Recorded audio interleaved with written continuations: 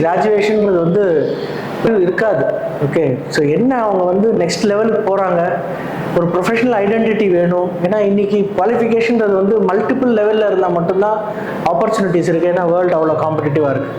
So அதனால தான் வந்து எங்கள் டாக்டரை வந்து இதில் ஜாயின் பண்ண வச்சுருக்கோம்.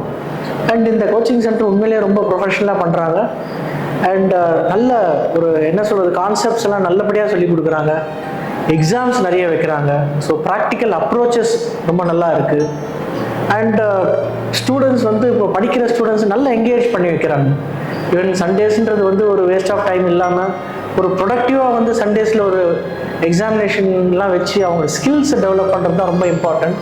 எஜுகேஷன் ஒரு side, another side skill development. So இது ரெண்டுமே வந்து இந்த இன்ஸ்டிடியூஷனில் நல்லா இருக்கிறதுனால வந்து RR academy is one of the best choice for those who யாரெல்லாம் ப்ரொஃபஷனலாக ஒரு அக்கௌண்டிங் அண்ட் ஃபைனான்ஸ் ஃபீல்டில் வந்து ஒரு கேரியரை டெவலப் பண்ணணுமோ அவங்களுக்குலாம் இது ஒரு நல்ல ஒரு ஓப்பனிங்காக இருக்கும்.